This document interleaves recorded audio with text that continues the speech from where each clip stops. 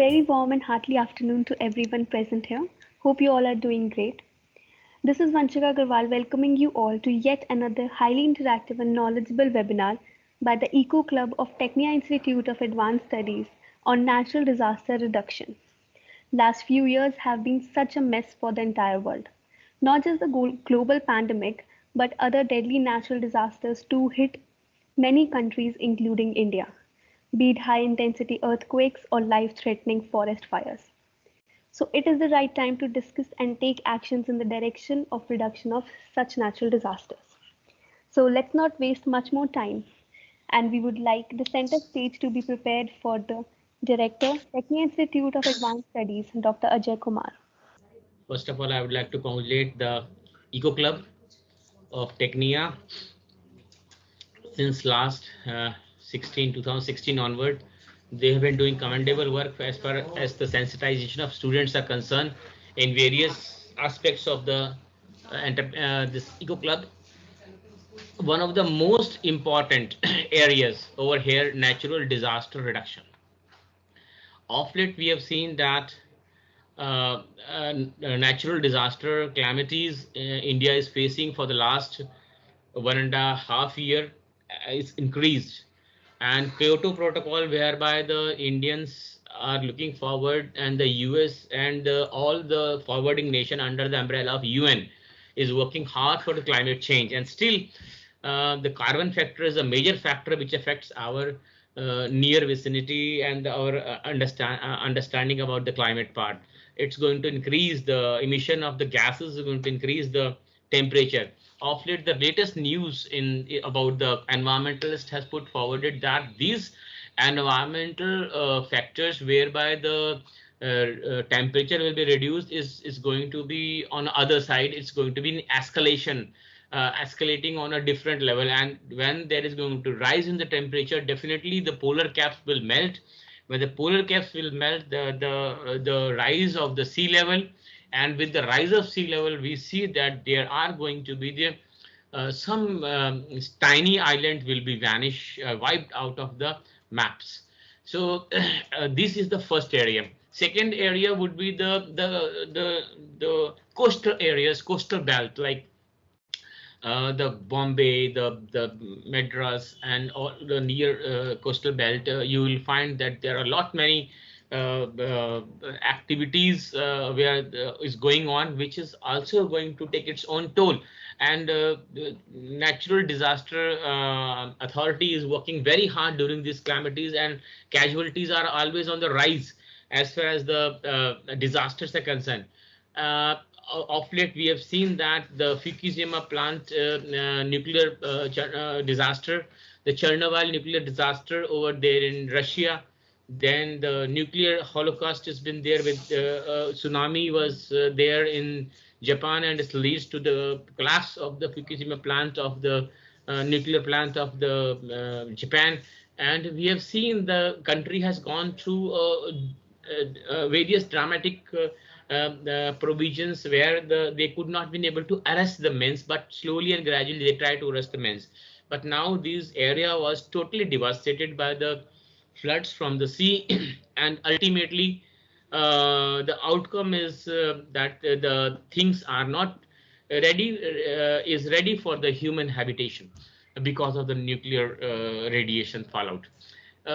Students, we feel that the natural disaster reduction, natural disasters are disasters which has been, we say it's an act of God. We say it's something happened by the God which is out of control and which has been done on us. But somewhere the others, the human, with their commercial activity, are the creator of these natural disasters. Though we have coined out that various you can say the various tycoons and the monsoons, cyclones in the name of the birds, hudhud, and the various names we have given.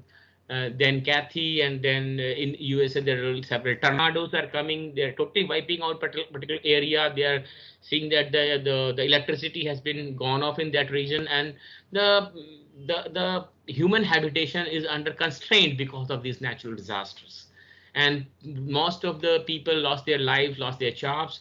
Children's are become often because of these natural disasters. So how we can be able to reduce, what what efforts we can be able to do to reduce the natural disasters, what efforts is required. This is a time where you are going to be the future managers and holding the various good posts in India on various levels. You will be transforming India to the natural new heights. But with that wisdom in mind, with that sensitization in mind, we feel that we are having a speaker, Shri Ram Nivas Singh ji, from the a very good apt, who has got a varied knowledge about the natural disaster reduction, and he's expert on those areas, the field. He will be guiding the students that what exactly is required to be done. Reason being, these are the areas which the government sees that is very important. These the area which the see government is very important, and we feel that in the UP also, in latest due to the western part, not eastern part of the UP, we have been seeing that near region, Bihar region, where there is a lot of floods are there, natural disaster because of floods, and up to the neck deep water has been there. People are living under the neck deep water. They could not be able to see. And what about the dog? What about the kettles which they are having? All these areas which are in the Assam region, Brahmaputra region, because of the floods, flash floods from the China and the Nepal, they are opening up the gates of the various dams, and the overflowing of river, and it's going to cross over its boundaries and moving into the dwellings area of the human dwelling area. Ultimately, some kind of forest reserves and biodiversity park also been affected by a lot of the wildlife has lost its life, like rhinos and lions. They have lost their lives. Their kettles lost their life because of these flash floods.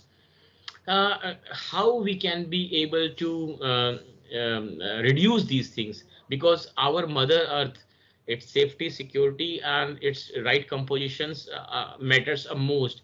So we put all effort to save the planet, and we have to do our efforts, whatever little efforts you would be able to do at your level, must try to bring to the system.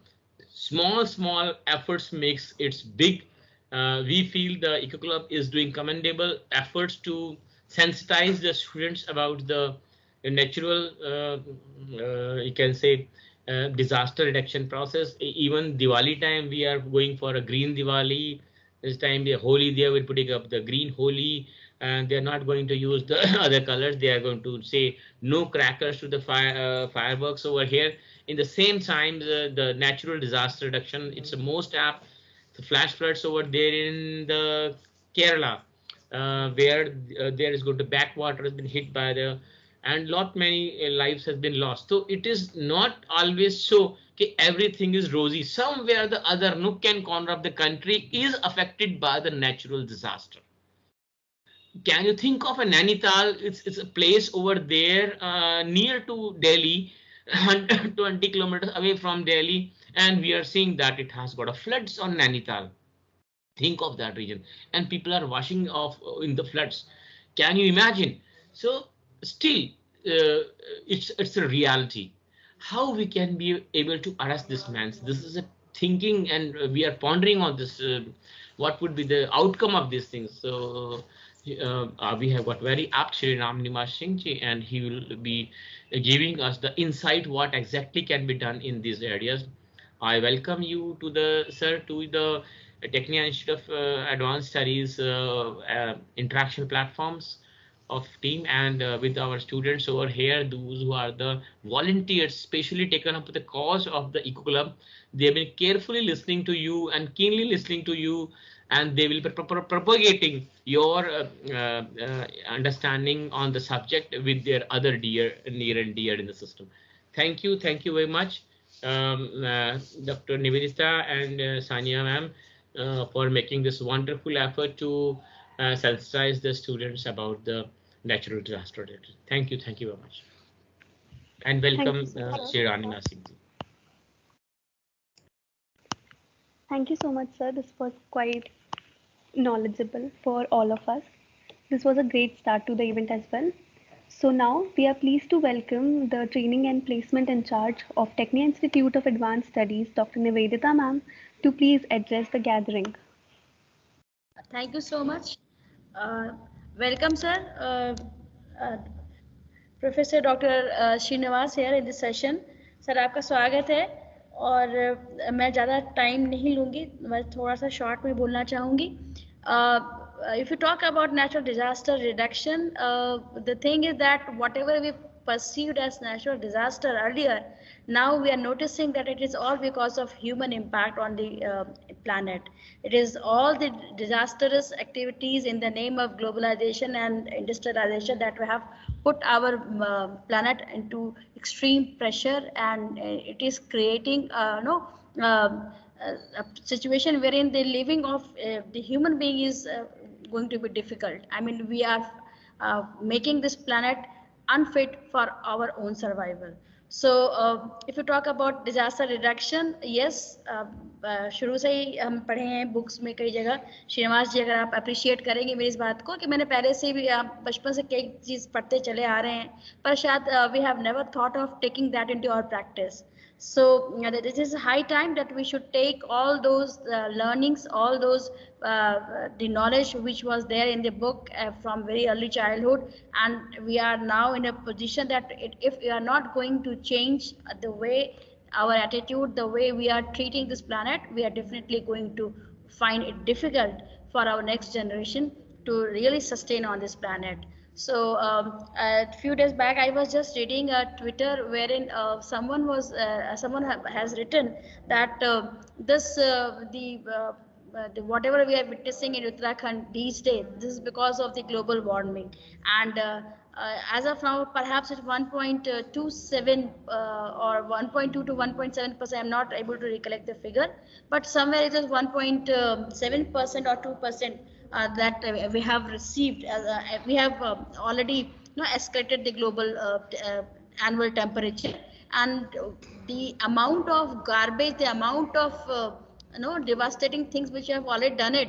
It is believed that it is as per the facts that it may rise till 2.2. I mean, the average temperature will rise till 2.2 degree more.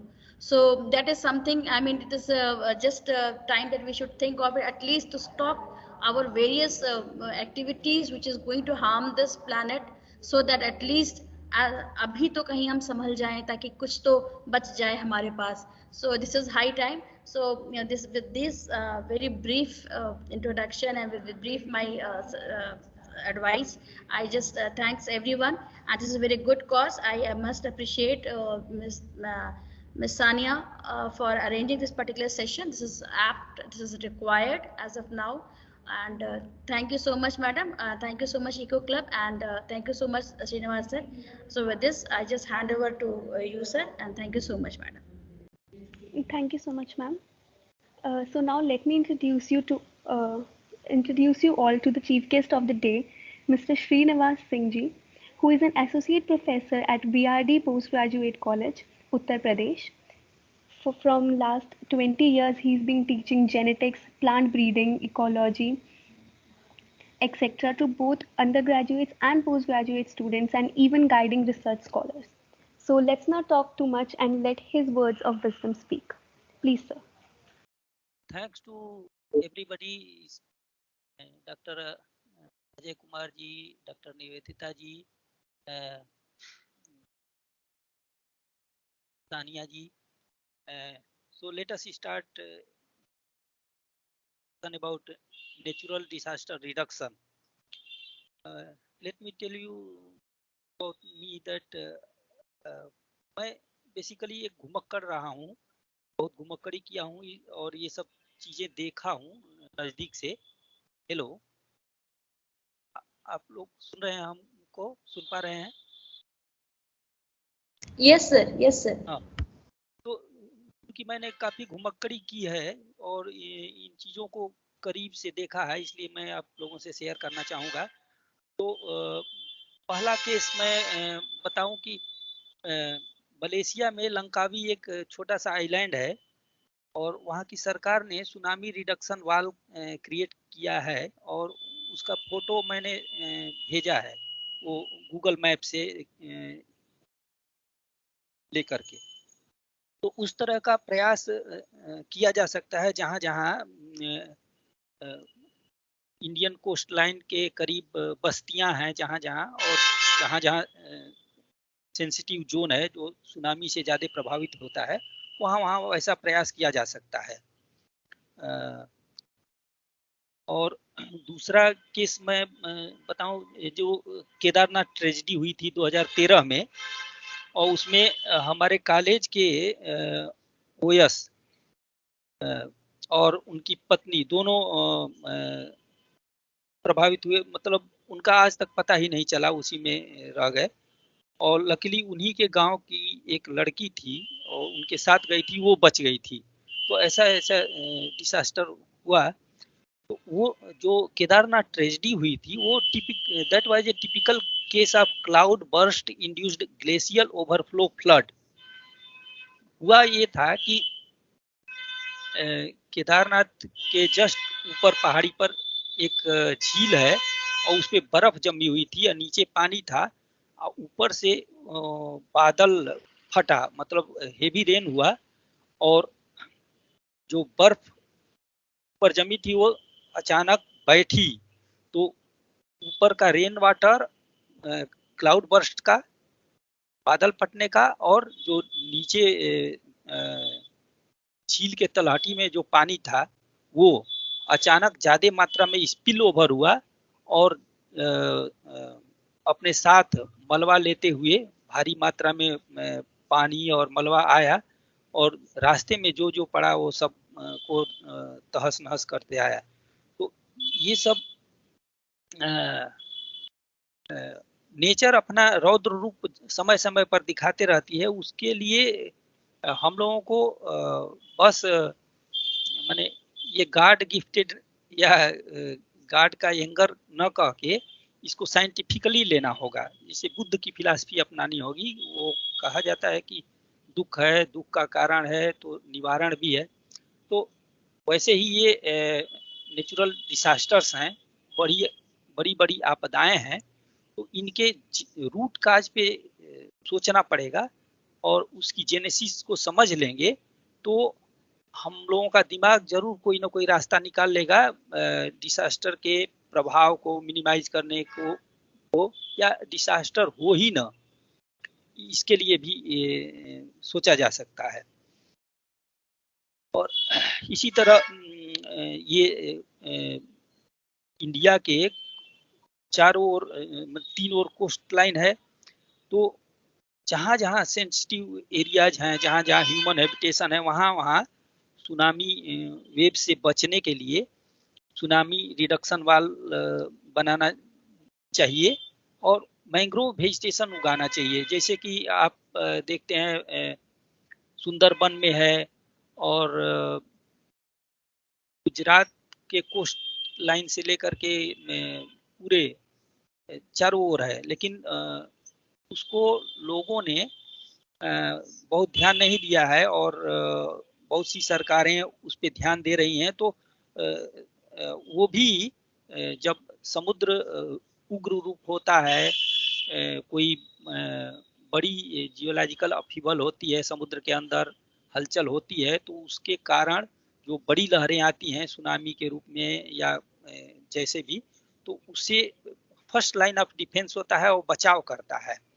तो mangrove vegetation उगाना चाहिए और जगह जगह जहाँ human habitation है वहाँ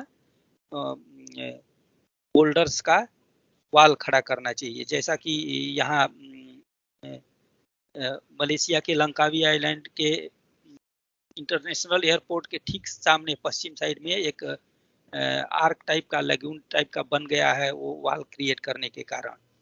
तो उस तरह से हम लोगों को भी करना चाहिए। और जैसे हम लोग मैमल्स हैं, स्तनधारी हैं, हम लोगों का जो नर्वस सिस्टम काफ़ी डेवलप हुआ है। तो जो नेचुरल एक्सट्रीम्स हो रही हैं जैसे फ्लैश फ्लड ड्राट। तो ये हम लोग चीज़ों को मैनेज करना सीखें। जैसे फ्लैश फ्लड हुआ, उस समय पानी की अधिकता है, उसी को अगर हम बचा के रखने की कोशिशें करें तो जिस समय ड्राट हो रहा है उस समय काम आ जाएगा। और हम लोग गंगेटिक प्लेन में और खास करके तराई बेल्ट में काफ़ी फ्लैश फ्लड आता है। हमारे गांव के नज़दीक तो गंगा में 3-3 बार आ जाता है। और धान की खेती किसान प्रयास करता है, एक बार लगाया, 2 बार लगाया, तीसरी बार लगाया, और 3-3 बार उसका सबमर्ज होकर के गल जाता है। तो उसके लिए भी प्रयास हर स्तर पर होना चाहिए। और जिसे प्लांट ब्रीडिंग के तरफ से सबमर्जेंस टॉलरेंट वेराइटीज बनाई गई हैं। तो और इसी तरह हम लोगों को पूरा प्रयास करना चाहिए। जिसे कोई जरूरी नहीं है कि सरकार की ही जिम्मेदारी है। This should be made cup of teas of all the concern. हर सिटीजन, हर नागरिक का अधिकार और कर्तव्य होना चाहिए कि पानी को बचाए। शहर के लोग भी अपने छत पे, अपने बालकनी पे बड़े बड़े टब रख करके उस पे एक्वापोनिक्स कर रहे हैं, वहाँ पानी रख रहे हैं। तो रेन वाटर हार्वेस्टिंग भी करें, उसमें मछली पालन कर दें, उसमें कुछ वाटर हायासिंथ या बहुत सारे एक्वेटिक प्लांट्स हैं, उनको उगा सकते हैं। लोग कमल तक उगा रहे हैं। तो इस तरह से करना चाहिए। और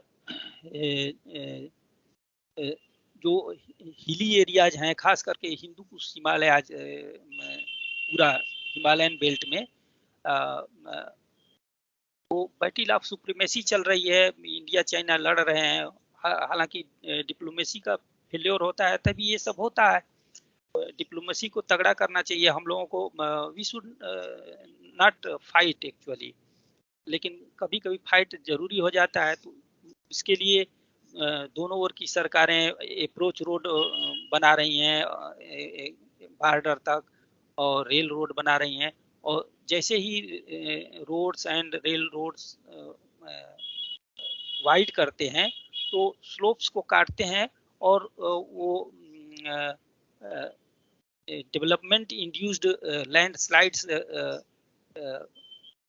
इनविटेबल हो जाता है। तो और पहले से भी कुछ ऐसे जगह होते हैं जहां रिकरिंग लैंडस्लाइड्स होती हैं, जैसे कि उत्तराखंड में श्रीनगर से थोड़ा और अप स्ट्रीम अलकनंदा वैली में कलियासौर लैंडस्लाइड है, वो रिकरिंग लैंडस्लाइड है। और हमने वहां देखा है कि उसके लैंडस्लाइड के जस्ट नोज से थोड़ा ही दूर एक अमरूद का पेड़ था, 2-4 परिवार थे। इतना मीठा था, वैसा मीठा अमरूद हमने कहीं नहीं देखा था। तो वैसे चीज़ों को बचाना भी चाहिए। सिर्फ जरूरी नहीं है कि हम लोग एंथ्रोपोसेंट्रिक ही बने रहें, सिर्फ 2 पैर वाले जानवर ह्यूमन बीइंग का ही बचाव करें। हम लोग अपने पर्यावरण के सभी जीव जंतुओं को, पूरे इकोसिस्टम को बचाएंगे, पूरी बायोडाइवर्सिटी को बचाएंगे, तभी हम लोगों का भी अस्तित्व संभव होगा। तो इसीलिए पूरे हिमालयन बेल्ट में रोड कंस्ट्रक्शन करते समय स्लोप का स्टेबलाइजेशन जरूरी है। और डिप्लोमेसी को तगड़ा करना चाहिए ताकि लड़ाई होने ही ना पाए। नहीं तो बहुत सारे प्रक्रियाएं हैं जिससे ये इकोलॉजी के टर्म में कहा जाए तो डेंसिटी डिपेंडेंस होता है। मतलब self thinning rule, density dependence, अपने आप पॉपुलेशन कंट्रोल होता है। तो वार वगैरह भी, लड़ाइयाँ भी, या विश्व युद्ध हो, वर्ल्ड वार हो, ये सब पॉपुलेशन को तेजी से रिड्यूस करता है। और सीजनल फ्लैश फ्लड्स होते हैं तराई बेल्ट में, गंगेटिक प्लेन में, केरला का देख ही चुके हैं आप लोग। तो हमारे गुरु जी प्रोफेसर माधव गाडगिल हुआ करते थे, वो बहुत बार आगाह किए थे कि नदियों नालों से दूर बस्तियां बसाई जाएं, जो ह्यूमन हैबिटेशंस हैं कम से कम 100 मीटर 200 मीटर 1 किलोमीटर दूर रहना चाहिए। लेकिन आदमी की भूख है कि वो और सभ्यताएं भी अक्सर नदी नालों वाटर सोर्स के नज़दीक ही बसता है और उजड़ता भी है। जैसे Sindhu valley Indus valley civilisation, Sindhu घाटी की सभ्यता अब किन कारणों से खत्म हुई, तो वैसे ही लार्ज स्केल जब डिस्ट्रक्शन होगा तो सभ्यताएं भी विलुप्त होने का चांस रहता है। और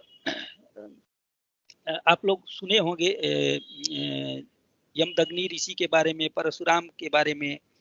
तो जमानिया एक तहसील है और वहाँ गंगा उत्तर वाहिनी हुई है और मैं वहाँ से, हमारा गांव मात्र 7 किलोमीटर दूर है और नदियाँ अपना रास्ता बदलते भी रहती हैं। तो पहले के ज़माने में गंगा हमारे गांव के बगल से बहती थी, लेकिन आज करीब 7-8 किलोमीटर दूर हो गई है।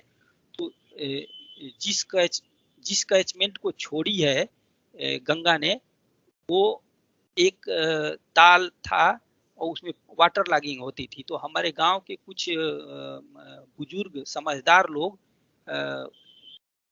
जन जागरण किए और डीएम तक गए और उसको नहर का रूप दे करके गंगा में गिराए।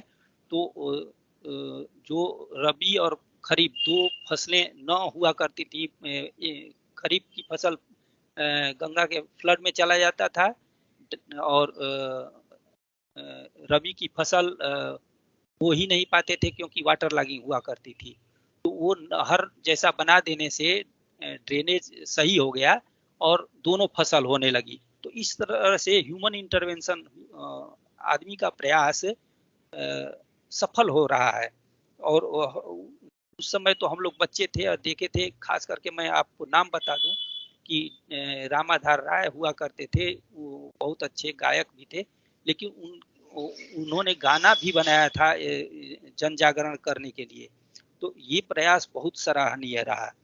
और वो उस नाले को लोग, आम आदमी नहीं जानते हैं, लेकिन बुजुर्ग लोग जानते हैं कि उस नाले का नाम, पहले एक छोटा सा स्ट्रीम हुआ करता था जो बाद में भर करके ताल हो गया। तो उस नाले का या नदी का छोटा ट्रिब्यूटरी का नाम था परशुराम नाला, जो परशुराम जी के नाम पे था। और लोग अपभ्रंश होते होते उसका नाम पसरू नाला कहने लगे। तो बहुत कम लोगों को जानकारी है, बहुत बड़े बुजुर्ग ही बता पाते हैं। तो इस तरह से नेचर अपना उग्र रूप तो दिखाती ही रहती है, लेकिन हम ह्यूमन बीइंग लोग अपने दिमाग से इसको टेम करने का प्रयास करना चाहिए, ताकि जो नेचर का एक्सट्रीम रूप हो वो थोड़ा शांत हो। और हम लोगों को शांति पाठ करने से कुछ नहीं होगा, दिमाग लगाना पड़ेगा, साइंस की शरण में जाना पड़ेगा। और जितने भी डेवलपमेंटल प्रोजेक्ट्स होते हैं उनका इकोलॉजिकल इन्वायरमेंटल इम्पैक्ट असेसमेंट होना चाहिए मल्टीडिसिप्लिनरी टीम के द्वारा, जिसमें इकोलॉजिस्ट, जियोलॉजिस्ट, इन्वायरमेंटलिस्ट और जितने भी टेक्नोक्रेट्स हैं, और खास करके ब्यूरोक्रेट्स न हो तो उनको इन्वॉल्व करना चाहिए। और जो ये 4 लेन्स और हाईवेज बन रहे हैं, एक्सप्रेसवेज बन रहे हैं, तो इनके किनारे किनारे भी अगर ठीक से ड्रेनेज की व्यवस्था नहीं की गई है तो सीजनल फ्लड आ रहा है और शहरों में, गांवों में नारकीय स्थिति हो जा रही है। लगातार 2 दिन 4 दिन बारिश हो जा रही है तो कई शहरों में जीना दूभर हो जा रहा है, कीचड़ कीचड़ ही हो जा रहा है, वो पानी ड्रेन आउट नहीं हो पा रहा है। यहाँ तक कि हमारे देवरिया के डीएम साहब, उनके बंगलों में इतना पानी भर गया था कि वो मेन हाईवे के किनारे एक छोटा सा स्टार होटल था, उसमें कई दिन गुजारे। तो ये सब ऐसा जरूरी नहीं है कि जो गरीब तबका है उसी को झेलना पड़े, सबको झेलना पड़ जा रहा है। जो नेचर का रौद्र रूप आ रहा है तो उसको सबको झेलना पड़ रहा है। इसलिए और जरूरी है कि हम लोग संगठित प्रयास करें और सब लोग मिल के करें। और घुमक्कड़ी से बहुत नेचर को नज़दीक से देखने, नेचर को समझने का मौका मिलता है, तो हमको ज्ञान भी मिलता है कि where can we intervene to mould the nature in our favour. तो हम कई जगहों पर घूमे हैं, जैसे कर्नाटका में कई डैम्स शरावती नदी पर बने हुए हैं और लगभग 100% हाइडल पोटेंशियल टैप किया गया है उस नदी का, और जिसपे जो फॉल्स है, जो वाटर फॉल्स, तो उसमें शरावती पर कई फेजेज में डैम बने। एक छोटा डैम था, उसके आगे बड़ा डैम बन गया, तो पुराना डैम डूब भी गया। और जब जिस साल बरसात कम होती है तो वो पुराना डैम एक्सपोज भी हो जाता है, वहाँ टूरिस्ट आने जाने लगते हैं, तो दिखता है कि बहुत सारा पैसा डूबा हुआ है, बहुत बर्बाद हुआ है। लेकिन माने कुछ विकास के साथ साथ विनाश स्वाभाविक है, और किसी का विकास हो रहा होता है तो कुछ चीज़ों का विनाश भी हो रहा होता है। लेकिन हम लोगों को इकोलॉजिकल इम्पैक्ट असेसमेंट करते रहना होगा और उसको साइंटिफिक वे में अपने फेवर में बदलते रहना होगा। और जैसे ग्लोबल वार्मिंग हो रही है, तो सिर्फ ग्लोबल वार्मिंग ही नहीं हो रही है, हमारे समझ से अब तक जो हो रहा है वो ग्लोबल टेम्परेचर फ्लक्चुएशन हो रहा है। एक्सट्रीम कोल्ड भी हो रहा है, एक्सट्रीम हॉट भी हो रहा है। तो जो ये फ्लक्चुएशन बहुत खतरनाक है। ऐसे में पूरे इकोसिस्टम के कोलैप्स होने का चांसेस रहता है।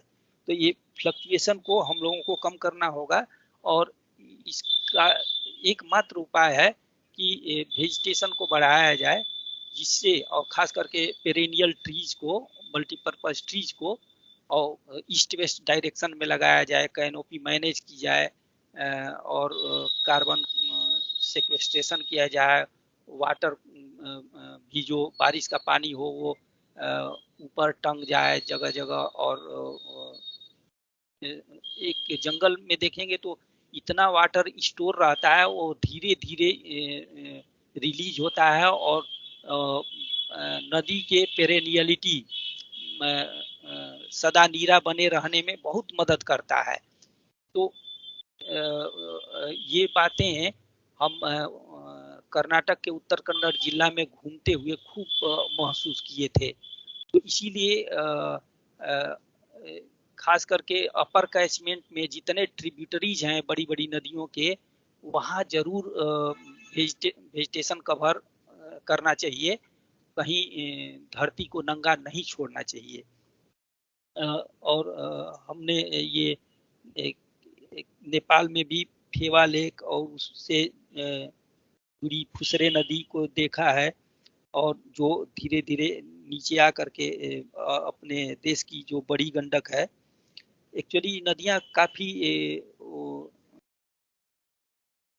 रिवर कोर्स बदलती रहती हैं। तो देखेंगे कि आपकी ये छोटी गंडक भी है, बड़ी गंडक है, बूढ़ी गंडक क्या है, उसके बाद कोसी है।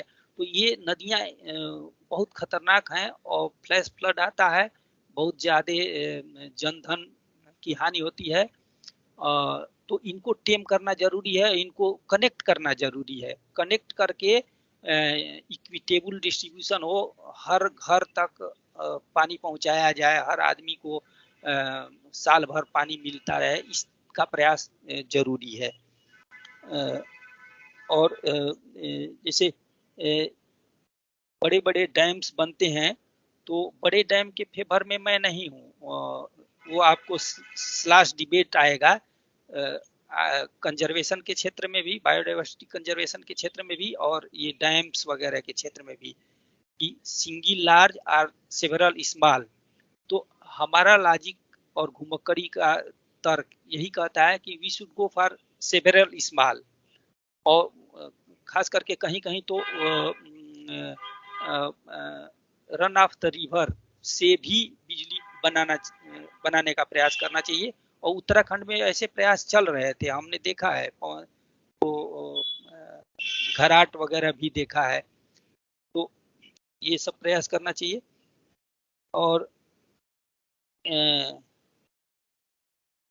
और हम समझ रहे हैं कि आप लोग कुछ सवाल पूछें, हम लोग डिस्कशन करें, और एक्चुअली जो भी समस्याएं आए तो उनको यंग ब्रेन्स को एक्सपोज करना चाहिए, उनके दिमाग में डालना चाहिए यंगस्टर्स के।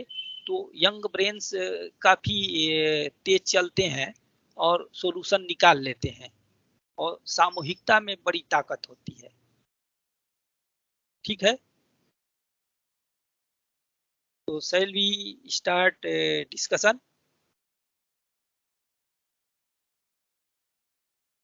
Hello. Yes sir, yes sir. कोई क्वेश्चन हो? बस नहीं सर, अभी तक तो बहुत अच्छा लग रहा है, और आप बहुत प्रैक्टिकल बताते जा रहे हैं जो आपने देखा है, जिसको आपने महसूस किया है, और जो ऑब्जर्वेशन के साथ है, और बहुत वाइड एरिया का ऑब्जर्वेशन बता रहे हैं आप। मतलब उत्तर प्रदेश से लेकर के साउथ तक का ऑब्जर्वेशन है, या आपका इस तरह का हिमाचल प्रदेश और उत्तराखंड का। तो अभी बहुत अच्छा रहा। बस एक ही चीज़ समझना था कि क्या ऐसा जो कुछ भी है, जैसे ग्लोबल वार्मिंग तो एक समस्या, this is only one problem. इसका साथ में बहुत सारी प्रॉब्लम्स है, बहुत सारी प्रॉब्लम जुड़ी हुई है। जैसे अगर आप बात करें तो ग्रीन हाउस इफेक्ट हम बोलते हैं, एक बड़ा शब्द है। फिर पोल्यूशन है। अभी अगर मोटे मोटे शब्दों में बात करें तो एक वर्ड आता है कि हम मिसयूज कर रहे हैं रिसोर्सेज का। मिसयूज में मतलब हमको बर्बाद भी कर रहे हैं, और जितना नहीं चाहिए उससे ज़्यादा उनका दोहन भी कर रहे हैं। तो क्या ये सब कहीं कुछ एक कारण बनता है, जो आजकल जो नेचुरल डिजास्टर जिसे हम कहते हैं, प्राकृतिक आपदा जो आजकल इतनी बढ़ी हुई दिखाई दे रही है, सुनामी ज़्यादा आ रहा है, पहाड़ों पे भूस्खलन ज़्यादा हो रहा है, क्लाउड बस्टिंग बहुत कॉमन होती जा रही है। तो क्या ये सब कहीं कारण साथ में जुड़े हुए हैं क्या? जरूर जुड़े हुए हैं, क्योंकि देखिए जैसे जैसे ह्यूमन पॉपुलेशन बढ़ रहा है, we are bound to go to marginal areas and extreme areas. जैसे कम जनसंख्या रहती तो हम लोग मैदानी इलाके में ही खा पी के मस्त रहते।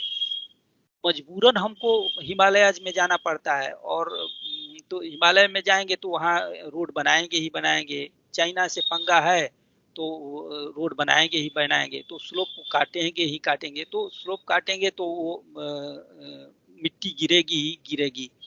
तो human induced human impacted disasters तो है ये हैं उसमें। तो इन्हीं चीज़ों को ना जब हम लोग ह्यूमन ब्रेन को सेंसिटाइज करेंगे, हर आदमी को समझाएंगे, तो हम लोग जरूर अपनी ज़रूरतों को कम करके और ये नेचुरल डिसास्टर्स को कम कर सकते हैं। इसमें कोई दो राय नहीं है, बहुत बड़ी बात होगी। इसीलिए अपने मनीषियों ने कहा था कि संतोषी होना चाहिए, कंटेंटमेंट आदमी के अंदर होना चाहिए। लेकिन आजकल के भौतिकवादी युग में जहाँ कैपिटलिज्म हावी है और पुअर एंड रिच के बीच खाई बढ़ती जा रही है, सब लोग मनी चेजिंग के रैट रेस में हैं। तो इसको डीपली समझना होगा, सबको समझना होगा। और ऐसा नहीं है कि लोगों का दिमाग काम नहीं कर रहा है। बहुत जगहों पर देखिए बहुत बच्चे सेंसिटिव हो गए हैं। और दिल्ली का ही स्वरूप मैं बहुत पहले से देख रहा हूँ कि वहाँ एक गार्डन है, लोधी गार्डन में बहुत सारे अच्छे अच्छे पेड़ लगे हैं। उसमें एक फाइकस कृष्णी देखा है, फाइकस कृष्णी। तो कप शेप्ड का वो उसका पत्ती होता है। तो उस पर हमारा दिमाग बहुत काम किया, और मैं उसको उसकी कटिंग ले आके अपने घर लगाना चाहा, सफल नहीं हुआ। लेकिन और बाओबाब जो एडेंसोनिया जीनस में 8-9 स्पीसीज हैं, अफ्रीकन ओरिजिन के ज़्यादा हैं, मडागास्कर वगैरह, तो उसको मैं लगाने में सफल हुआ हूँ। और इंडिया में कई लोग बड़ा आसानी से उसको लगा ले रहे हैं। उसमें बस एक छोटा सा प्रॉब्लम था, सीड डार्मेंसी थी, और उसको ब्रेक करने का जो तरीका खोज ले रहा है वो सफल हो जा रहा है।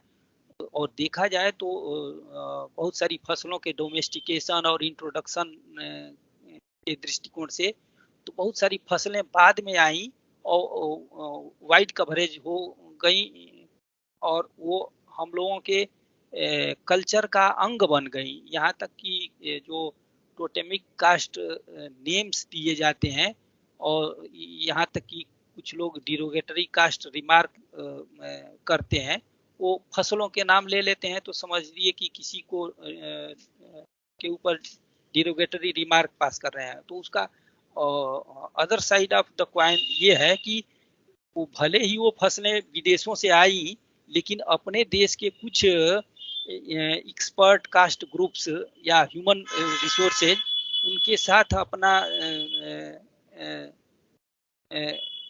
सब संबंध जोड़ लिया और बड़ी तेजी से उसको बढ़िया से उगाते हैं। जैसे फर्रुखाबाद साइड जाइए तो आलू ही आलू दिखता है, और कुछ कास्ट ग्रुप्स को आलू कह दीजिए तो वो डिरोगेटरी रिमार्क उसके लिए होगा। लेकिन उसका दूसरा पहलू भी होता है कि उन लोगों ने बहुत लंबे समय से उसको उगा रहा है, उसके एक्सपर्ट हैं, है कि नहीं। तो इसी तरह, लेकिन मल्टीपर्पज ट्री है एडेंसोनिया बाओबाब, उसको कल्प वृक्ष भी कहा जाता है, लेकिन वो बहुत पहले से आया।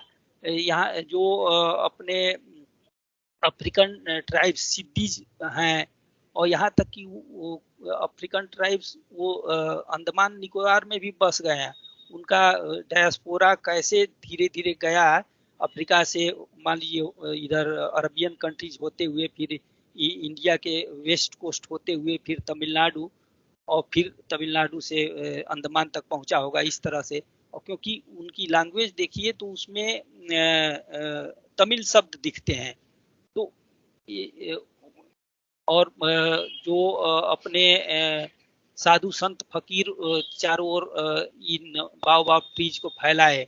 अपने देवरिया में देवरावा बाबा आश्रम है, वहाँ देवरावा बाबा ने इसके 2 पेड़ लगाए हैं।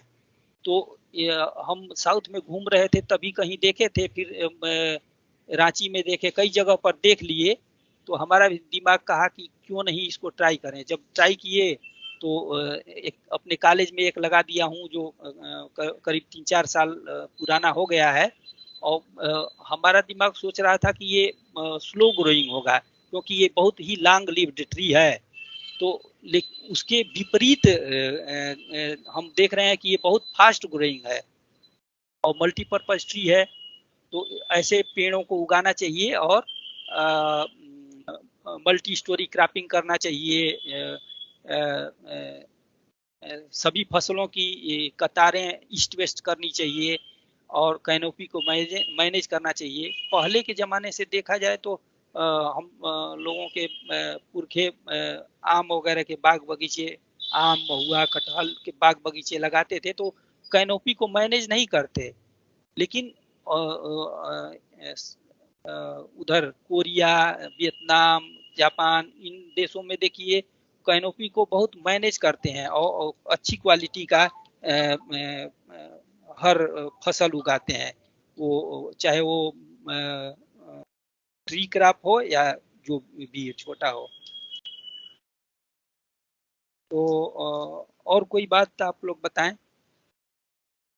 जो शेयर किया जा सके। ऐसे शहरों में भी छोटे एरिया में लोग एक हाइड्रोपोनिक करने लगे हैं और हाई वैल्यू क्रॉप उगाने लगे हैं। तो इससे कम एरिया में ज़्यादा फसल उगा लेंगे तो और लैंड कंजर्वेशन के लिए या रिक्रिएशन के लिए पार्क्स वगैरह बायोडाइवर्सिटी कंजर्वेशन के लिए हम लोग वो लैंड यूज अपनाने के लिए एफोर्ड कर पाएंगे। ठीक। जी जी, thank you so much sir, thank you so much. एक छोटा सा एक जो मेरा सजेशन है या एक जो मेरी ऑब्जर्वेशन है कि शहरों में अगर आप देखें तो हमारे घरों में अगर आप देखें तो इतनी हमारे पास जगह नहीं होती है कि हम ऐसी बड़ी बड़े प्लांट्स को लगाएं और देख सकें। तो जनरली हम टेरेस गार्डनिंग या छोटा सा बालकनी में गार्डन या थोड़ा सा आगे पार्क जैसा बना लेते हैं। तो इसमें कई बार ऐसा लगता है कि इसका मजाक भी उड़ाया जाता है कि हम छत पे 2-4 पौधे लगा के सोचते हैं कि हमने धरती को हरा भरा कर दिया। तो मेरा एक सजेशन ये है कि मैंने अभी रिसेंटली पढ़ा है, अभी कुछ देर पहले एक अक्टूबर फर्स्ट वीक सेलिब्रेट किया जाता है बटरफ्लाई वीक के नाम से। और बटरफ्लाई वीक मैं सिर्फ यहाँ पे थोड़ा सा ऐड करना चाहूँगी कि why it is so important to celebrate butterfly week, क्योंकि अभी जल्दी से धरती से इस प्लैनेट से जो बीज हैं, मधुमक्खियों की पॉपुलेशन कम हो रही है और कई सारे इंसेक्ट्स पहले भी खत्म हो चुके हैं। तो प्रॉब्लम ये है कि सारे इंसेक्ट्स, मधुमक्खियां और तितली अगर खत्म हो जाते हैं तो जो एक प्लांट का प्रोसेस होता है, फर्टिलाइजेशन या पॉलिनेशन का जो प्रोसेस होता है, जिसमें कि फाइनली कोई सीड बनता है या फल या फूल कुछ बनता है, और फूल का जो अल्टीमेट प्रोडक्ट है सीड बनना या फल बनना, वो एक बहुत बड़ी समस्या बनने वाली है। तो जैसे अगर आप कहें ग्लोबल फूड क्राइसिस जैसे हम कहते हैं, उस फूड क्राइसिस में कहीं न कहीं अगर हमने कुछ ऐसी प्रैक्टिस बना रखी है कि हम कहीं छोटा सा अपना एक गार्डन लगाते हैं जिसमें कि तितली और मधुमक्खी आ रही है और उनके लिए हम कुछ उनको दे रहे हैं जिसकी वजह से उनका थोड़ी पॉपुलेशन बढ़ रही है, तो इनफैक्ट हम इस प्लैनेट को और प्लांट्स को रैदर मदद करते हैं ताकि वो फल बन सके और ज़्यादा ग्रीन हो सके। तो ऐसा है, जैसे सर आपकी बात है तो आप तो उन जगह पे हैं तो आपके पास लैंड काफ़ी है, पर अगर आप दिल्ली की बात करें तो इतनी लैंड हमारे पास नहीं होती है। पर स्टिल हमारे छोटे छोटे से जो एक्टिविटीज़ होते हैं, छोटे छोटे से जो हमारे स्टेप्स होते हैं, एक जैसे मैंने कहा कि अगर हम एक्सप्लॉयटेशन को कम करते हैं, जैसे आपने कहा कि लोधी गार्डन की आप बात बता रहे हैं, जैसे हम कुछ चीज़ों को अब हम खुद कर्टेल कर लें, अपने कुछ चीज़ों को बैन कर दें, फॉर एग्जांपल प्लास्टिक का यूज़ बंद कर दें, वाटर हार्वेस्टिंग करना चाहिए, वाटर सेव करना शुरू कर सकते हैं, पावर सेव करना शुरू कर दें, और छोटे छोटे से पौधे लगा करके और तितलियों को, मधुमक्खियों को, उनके लिए और इंसेक्ट्स के लिए अगर हम जगह बना कर रख देते हैं कि हाँ उनके लिए भी कहीं है इस धरती पर, हमने कुछ उनके लिए भी, क्योंकि वो तो इनडायरेक्टली बहुत कुछ हमारे लिए करते चले आ रहे हैं, सदियों से करते चले आ रहे हैं। ये वही थे, ये इंसेक्ट्स हैं जिनकी वजह से हम आज हैं जो हम गेहूं चावल और इसकी बात करते हैं। शायद अगर इंसेक्ट्स ना हो तो हम इनकी बात नहीं कर सकते, गेहूं चावल की बात ही सोचना बेवकूफ़ी हो जाएगी। तो शायद वो सदियों से, जब से धरती बनी, जब से उनका अस्तित्व है, वो हमारी मदद कर रहे हैं। शायद अब इस समय आ गया कि हम भी कुछ उनके लिए करें। तो ऐसे छोटे से छोटे जो भी आपके जितनी आपके पास जगह है, तो छोटा सा गार्डन लगा कर, कुछ फ्लावरिंग प्लांट्स लगा करके, ताकि इनको आप मदद कर सके। इसी के साथ साथ बर्ड्स के लिए आप कर सकते हैं, बर्ड फीडर रख सकते हैं, ताकि वो कुछ तो मतलब हम जो ये हमें देते चले आए इतने दिनों से, कुछ हम भी इनको दे सके। बिकॉज अल्टीमेटली ये सबके साथ मिल के रहने की बात है। हम बहुत दिन तक ये सोचते रहे कि we are the master of this whole planet और ह्यूमन सबसे इवॉल्व है। तो अगर हमें नेचर ने सबसे इवॉल्व बना रखा है, सबसे ज़्यादा विजडम में दे रखा है, तो सबसे ज़्यादा रिस्पॉन्सिबिलिटी भी ह्यूमन की ही है।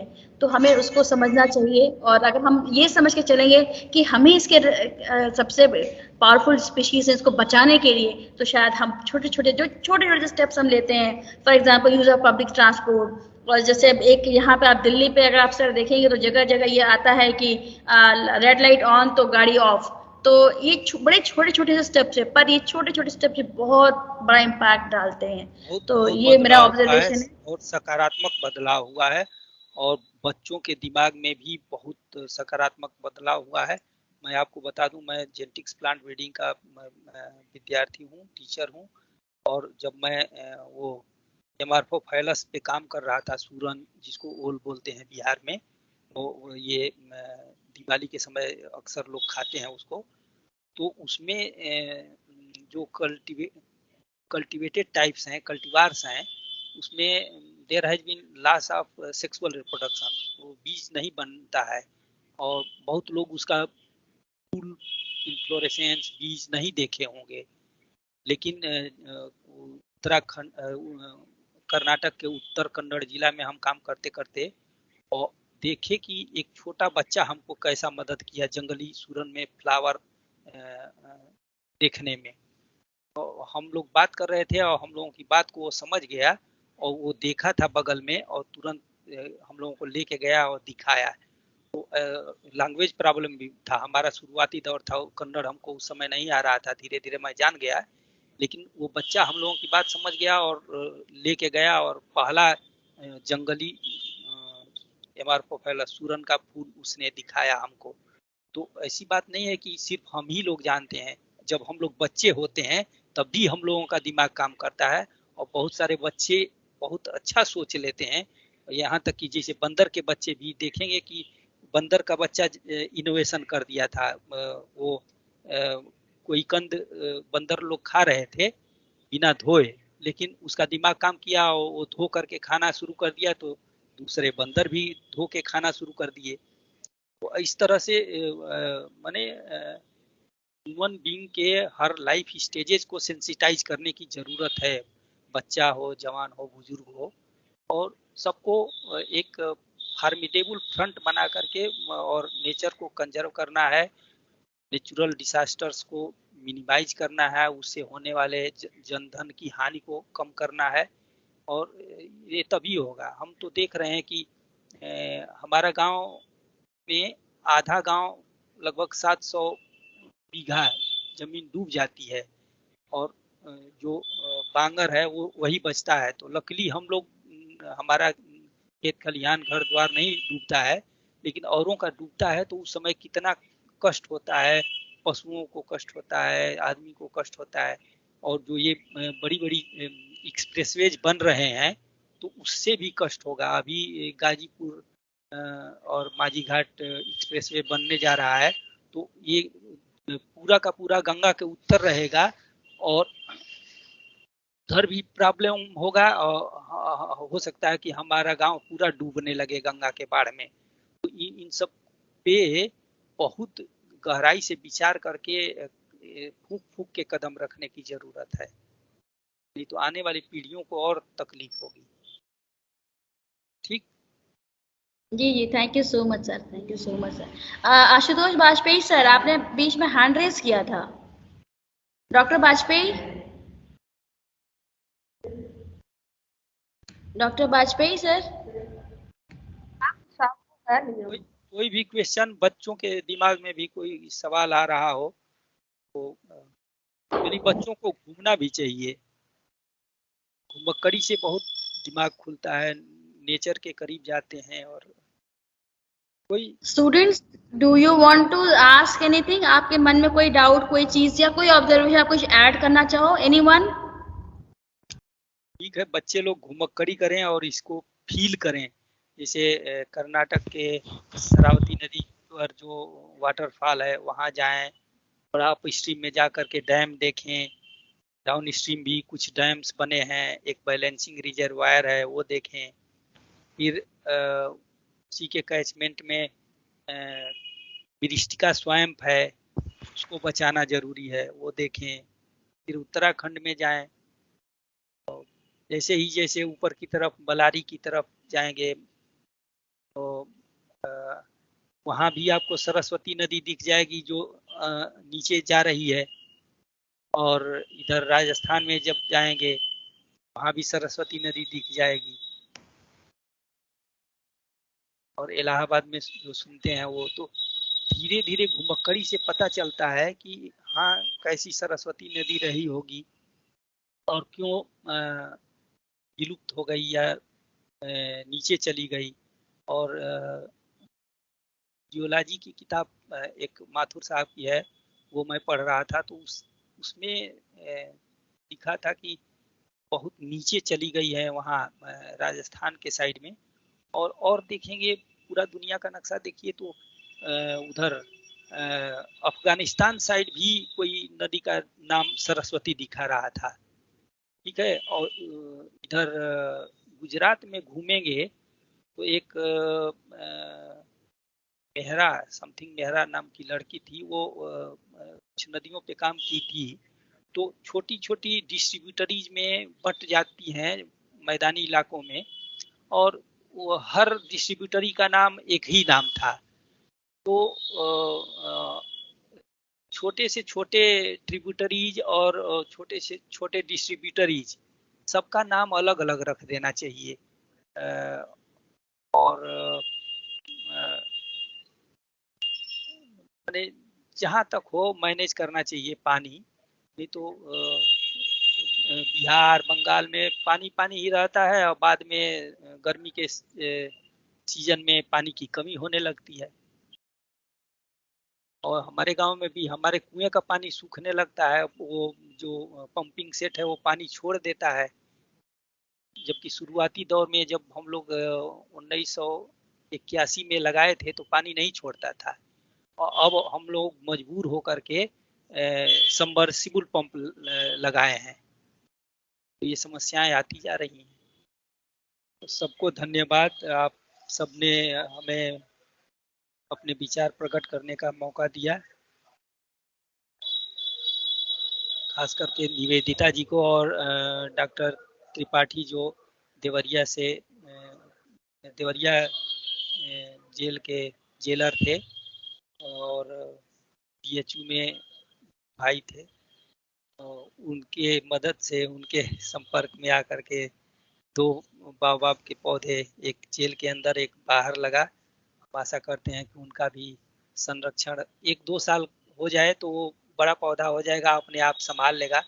थोड़ा दिक्कत ये होती है कि जाड़े में उसकी पत्तियां गिर जाती हैं, डेसिडुअस टाइप का है, तो उस समय कोई ये ना समझ ले कि पौधा सूख गया, उखाड़ के फेंक दो या काट के फेंक दो। बस 1-2 बरसात का सीजन पा जाएगा तो इतना बड़ा हो जाएगा कि अब वो सेल्फ केयर करने लगेगा। जी जी, thank you so much sir, आपका बहुत बहुत धन्यवाद, बहुत शॉर्ट नोटिस पे। एंड ऑफ कोर्स मैं भी जितेंद्र जी की थैंक्स कहूँगी। आप प्लीज कन्वे माय थैंक्स। वो उस दिन जल्दी में मैं बहुत परेशान थी, उन्होंने कहा कि रुको मैं तुम्हें कोई देता हूँ, और उन्होंने आपका भी शेयर किया। Thank you so much sir. नाम मैं अक्सर भूल जाता हूँ उनका, फिर देखता हूँ तब याद आता है, लेकिन इतना अच्छा अनुभव रहा। एक पढ़ा लिखा आदमी के साथ मुलाकात होती है तो चीजें समझने लगता है वो आदमी। तो इतना जल्दी वो समझ गए। हम लोगों का प्रयास मात्र 2 बीज लगाए और दोनों पौधे में बदल गए, तो 100% सफलता तो वो थी। कासना में है, यहाँ पे डिप्टी SP आ चुके हैं, कासना में है सर ये। Thank you so much sir. I would like to request Vanshika to kindly sum up with vote of thanks. Yes, ma'am. Thank you so much, sir. Now I would like Mrs. Sanya ma'am to please conduct the vote of thanks. Thank you, Vanshika. Thank you so much, sir, for the valuable time and also lot of information shared by you. And thanks to Nivedita ma'am. She always support me and they provide a very informative persons for these Eco Club events. Thank you so much, and thanks to students for patience. A lot of patience you have. Thank you so much. Thank you, sir. Thank you, Director, sir. Thank you so much.